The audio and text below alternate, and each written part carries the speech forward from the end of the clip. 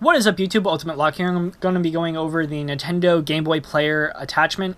This attachment allowed you to play Game Boy games and Game Boy Advance games on your Nintendo GameCube. This attachment was freaking awesome and is also still used to this day.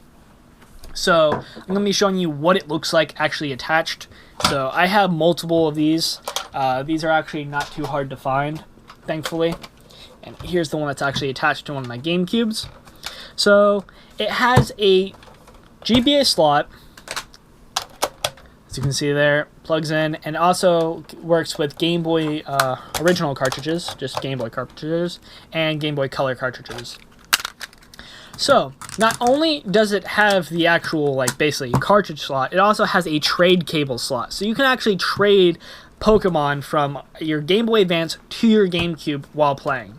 So I know this GameCube is a little dirty. It's been sitting around for a long time. It hasn't really been getting any use. So we're going to turn this over like this.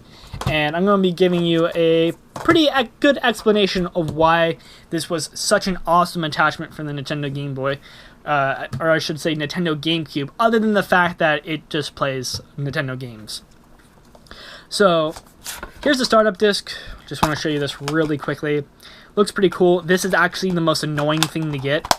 I have 3 of them right now, and I only have 1 attachment, which is usually the opposite of everyone else. I bought a lot of disc lots, and people would be just like, oh, I have the Game Boy Player startup disc, but I don't have the player. I'm like, sure, throw that in. Those always nice to have. So, why is the Nintendo GameCube Game Boy Player still used to this day? Well, first off, you have 2 ways if you're wanting to do a speedrun via Twitch.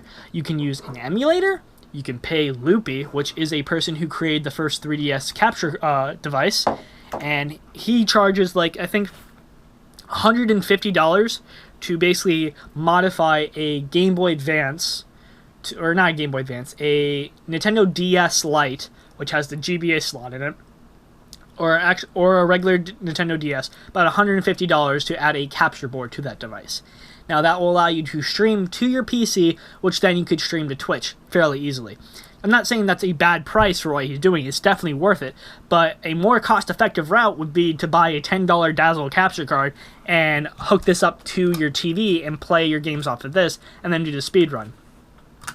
Now, you have the Game Boy Advance player to do speedruns. I know, I believe it's Westlow. I don't really keep up with the speedrunning community, but I believe it's Westlow is the #1 Pokemon speedrunner of all time for Pokemon Gold, Silver, whatever the hell Pokemon game you're talking about, and he actually does use this attachment. I believe he prefers this over using the Nintendo DS, but of course he actually has to use a 3DS attachment, or the 3DS capture board, because there's not actually an upgraded version of this for the Nintendo Wii or Wii U, which I'll get into in a second.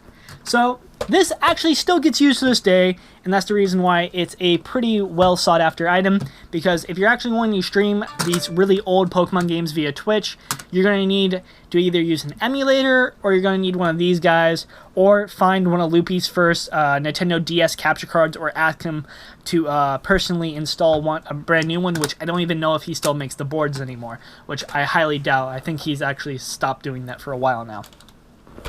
So, why is Nintendo not doing that anymore? We're basically making a Game Boy player. Well, first off, Nintendo's basically control over the handheld market is so dominant that they do not want to lose that. And Nintendo basically makes a new handheld system every 4 months of the same thing. Nintendo 3DS, Nintendo 3DS XL, Nintendo 3DS New XL.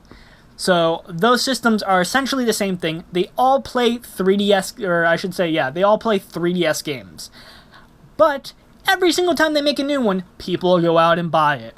Now, if I was to go off and basically put a Nintendo 3DS attachment onto the Nintendo Wii U, people would stop buying the actual system. They would buy a Nintendo Wii U, buy the attachment, and then they would just have that instead of just buying a Nintendo Wii U and a 3DS. So by Nintendo's point of view, they'd be losing money unless they charge some crazy amount like $99 or $120 for an attachment, which most likely wouldn't sell too well.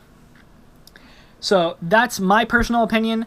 I kind of think it's right. They obviously don't want to do that. I would not be surprised if I saw a Nintendo DS player on the Nintendo Wii U, because obviously they're not selling Nintendo DS games anymore. Or I shouldn't say they're not selling DS games, but they're not actually selling this Nintendo DS system anymore. DS system has been phased out from the 3DS system, and I don't see any reason why they would not be able to add a Nintendo DS player onto a Nintendo Wii U. Should be very, very simple for Nintendo to do. So maybe we might actually see that in the next year or so.